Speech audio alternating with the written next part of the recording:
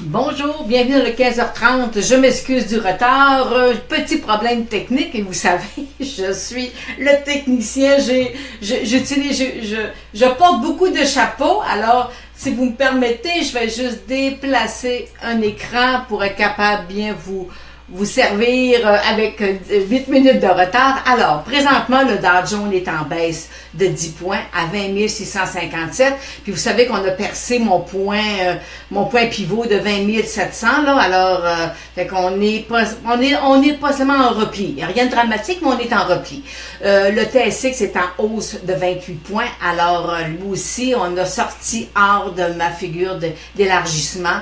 Alors, faut y aller, là, on me posait la question, Lynn, faut prendre des gains. Ben, écoutez, là, on est dans des, on me disait, c'est difficile dans des hauts de marché. Oui, effectivement, on est dans des hauts de marché, c'est pas facile, mais lorsqu'on a fait, là, quand ça monte depuis, on est en notre 9e année, il faut, quand vous avez 200% de gains de fait avec, ou, vous savez, quand mon titre aussi est éloigné un peu de ma moyenne mobile de 200 jours, ben, il est peut-être normal un peu de prendre un peu de prise de profit. Alors, on va aller voir. Je vous ai préparé quelques titres parce qu'on me pose des questions. Là, puis vous dites, je parle de secteur aussi. On va parler du secteur de la santé. On va parler du secteur de la finance et consommation de base. Mais là, j'ai une question qui revient souvent. Ça, c'est le titre de BMO qui est composé d'actions privilégiées. Et on me demande, Lynn, c'est quoi la différence entre le HPR qui est d'horizon et le BMO, il donne un rendement de 4,59 et l'autre donne un rendement de 4,07, je pense en tout cas. La différence, c'est que le BMO, c'est des actions privilégiées, ce qu'on appelle à reset 5 ans. Puis à tous les ans, j'ai 20% de mon portefeuille qui devient échéance et on doit renouveler. Tandis que l'autre, le portefeuille d'horizon, je peux avoir des échéances un peu plus que 5 ans. Alors, c'est pour ça que lui, le BMO, je sais que si je suis dans une structure de taux à la hausse, je devrais bien faire. Alors, c'est la réponse que je devais apporter à Diane. Ensuite, j'ai Rénal qui me demande, il me dit, Lynn, vous avez mentionné la semaine passée, c'était sur un autre titre avec un iShare ou en tout cas un ETF, là, il me dit, vous avez dit 4%, mais je me souviens pas, mais en réalité, effectivement, c'est 1,70% le dividende qui est versé sur ce titre-là. Alors, j'apporte une petite correction. Un autre, c'est Alain qui me pose la question, qui me dit, que pensez-vous de ce titre-là au niveau d'une biotech sur le marché américain? Alors, qui dit biotech, hein, dit un peu plus risqué. Alors, présentement, voyez-vous, il est coincé entre sa moyenne mobile de 100 jours et un bon support. Fait, pour moi, c'est pas un achat. Il faudra qu'il perce au-dessus de la moyenne mobile de 100 jours avec du beau volume. Puis, mais parce que jamais il recassait, avec présentement, il faut vraiment qu'il y ait de la force là, pour qu'il aille vraiment là, à la hausse. Et pour l'instant, c'est pas un achat. Un autre petit titre, Chrono Group. On me dit, Lynn, qu'est-ce que tu en penses? Ben, j'en pense que présentement, mes moyennes mobiles 8,34 sont croisées à la baisse. Alors, je ne suis pas haussière du tout sur le titre. Je suis pas acheteuse du tout non plus. Alors, laissez-les redescendre. Là, c'est un titre qui avait très bien fait. Mais moi, je vous conseille, je vous suggère plutôt de le laisser redescendre doucement. Le titre, le symbole, le secteur de la finance.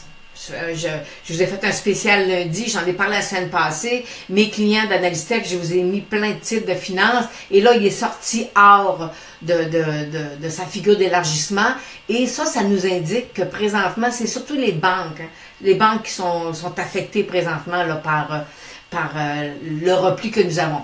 Pour l'instant, je vous parle de repli parce que j'ai aucune cible, je suis pas capable de calculer là, des cibles à la hausse ou à la baisse. Là, on est en repli, on va revenir. Ma moyenne mobile de 100 jours est encore haussière. Fait qu'on va avoir, c'est des petits soubresauts de marché. On est dans des hauts de marché. C'est tout à fait normal. Alors, et voyez-vous, un autre point aussi critique est important, c'est ma moyenne mobile 50 jours sur le secteur de la finance. Elle est percée. Alors, c'est ce qui nous dit que nous sommes présentement en faiblesse, sur faiblesse, là, du secteur financier. J'ai deux questions au niveau du secteur de la santé. Alors, et là, je vous ai mis le graphique. Vous savez, on est dans un bon marché. J'adore les bons marchés. Et présentement, on est en train de vouloir venir tester mon bas. Il faut... faut continuer à être prudent, là. Faut pas qu'il me casse mon beau support rouge. À ce moment-là, là, ma cible haussière, elle serait plus là. Alors, ça serait dommage, là. Mais pour l'instant, vous savez, mais il faut pas oublier que Valéane, hier, nous a fait un nouveau bas d'année. J'ai pris des notes à 13,82. Aujourd'hui, c'est Concordia, mais même s'il n'est plus dans l'indice, qui est revenu à 2,05 $. Alors, secteur pas facile, le secteur biotech. Et on me pose deux questions. On me pose une question sur CRH médical. Qu'est-ce que j'en pense? Ben écoutez, qu'est-ce que j'en pense? Il est très très loin de sa moyenne mobile 200 jours. Et si jamais il cassait le petit support que je vous ai mis là, moi je liquiderais. C'est pas un achat. La personne me demande, est-ce que c'est un achat? Ce n'est pas un achat.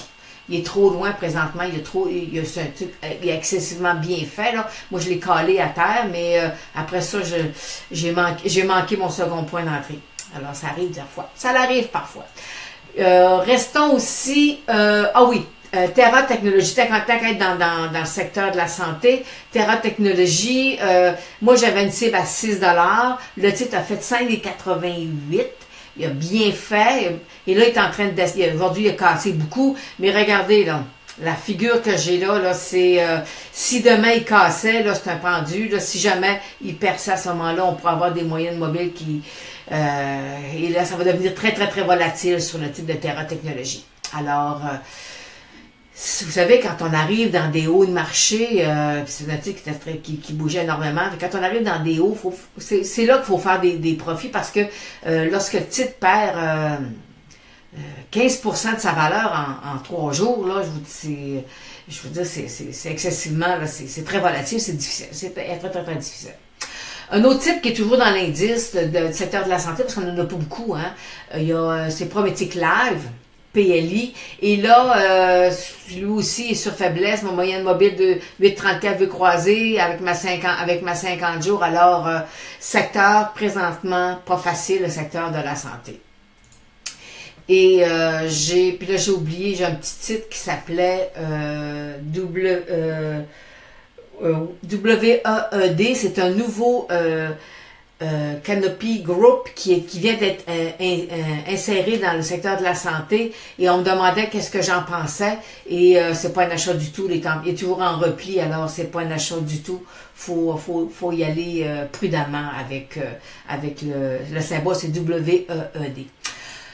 Alors, changeons complètement de registre. Allons voir la consommation de base. Voyez-vous que je suis dans un couloir latéral parce que ça, tous ces secteurs-là, je vous les ai mis ce matin là sur le site d'Analystech.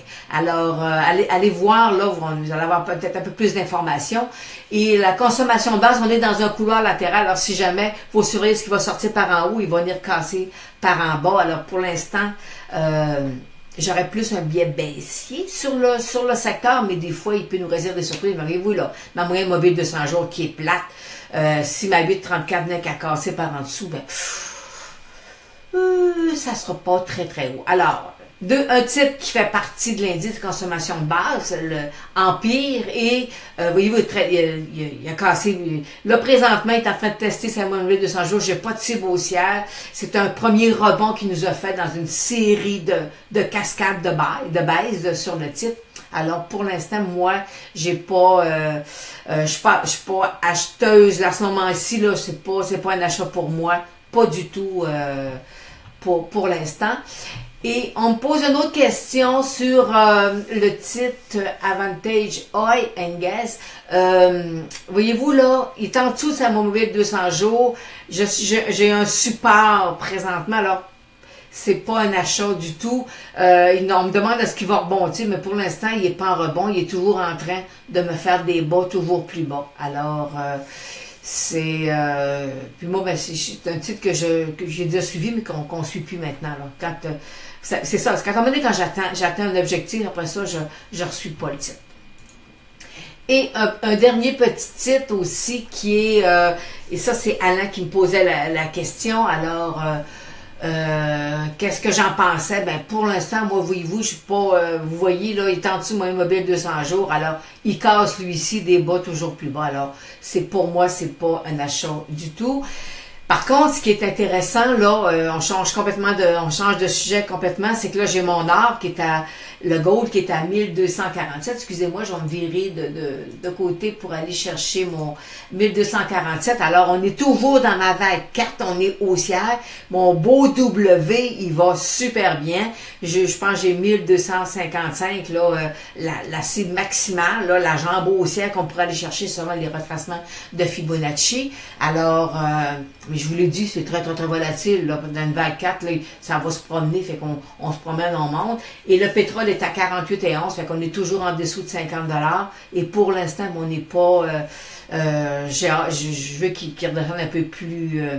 encore pour moi 45 $, là, pour être capable après ça repartir à la hausse, là, puis aller chercher une plus-value sur nos titres pétroliers.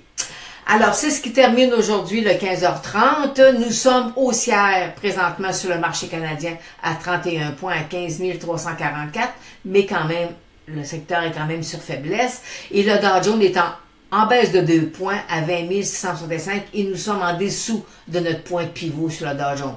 Fait que là, c'est un petit peu plus difficile présentement sur les marchés. Et le marché, vous voyez, les marchés sont volatiles, sont très, très, très volatiles. Alors, c'est ce qui termine le 15h30. On se revoit vendredi pour le sommaire de la semaine. Et d'ici là, ben, mettez-vous des stops ou prenez des gains, mais il faut protéger nos gains. Alors, je vous souhaite une bonne fin de journée et on se revoit vendredi.